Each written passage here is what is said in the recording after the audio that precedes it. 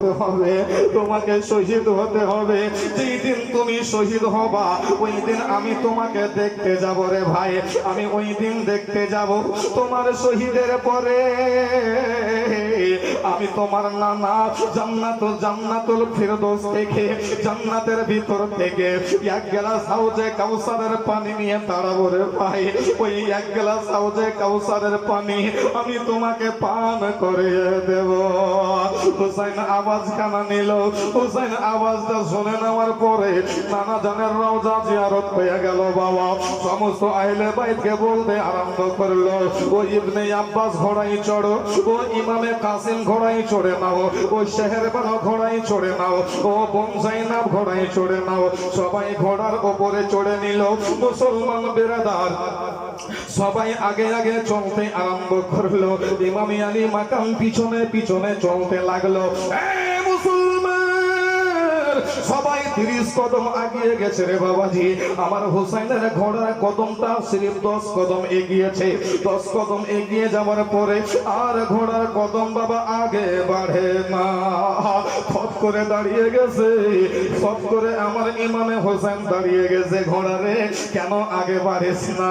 ঘোড়া মুসলমান কোন শব্দ করে না। হযরতে ইমামে হোসেন পাক রাদিয়াল্লাহু তাআলা আনহু বুঝে গেলেন, এই আমার বেটা কাসেম রে, এই আমার বেটা আলী একবার তোমরা একটু দাঁড়িয়ে যাও। আলী একবার পিছনে ঘুরে তাকাতে লাগলো, ব্যাপার কি? আমার আব্বা কেন অনেকটা পিছনে পিছনে কেন দাঁড়িয়ে আছে? আমার আব্বা জানের শরীর কানা খারাপ হয়ে গেল নাকি? আমার আব্বার মাথা চক্কর দিল নাকি? আমার আব্বার শরীরে জ্বর চলে আসলো নাকি? হযরতে আলী একবার ঘোড়াটাকে থামিয়ে দিয়া নিচে মুসলমান নেমে গেল। বাবার কাছে আসলো, বাবা গো আপনার শরীর খানা খারাপ হয়ে গেল নাকি? আপনার শরীরে জ্বর চলে আসলো নাকি? হুসাইন বললে, বেটা রে বেটা আলী একবার আমি কেমন করে আগে বাড়বো রে বেটা?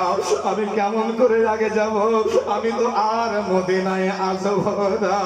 তবে বেটা রে ওই যে দেখো ডান দিকে জান্নাতুল বাকিয়া, ওই জান্নাতুল বাকিয়ার মধ্যে আমার জনম দুঃখের মা শুয়ে আছে রে, আমার মা ফাতেমা শুয়ে আছে। চলো বেটা চলো, একটু শেষ সালাম টুকু আমার মা ফাতেমার রওজায় আমরা পৌঁছেছে রে। আমার মায়ের কাছে দোয়া নেব, মায়ের কাছে সালাম পৌঁছে দেব, মায়ের কবর কানা জিয়ারত করে নেব রে।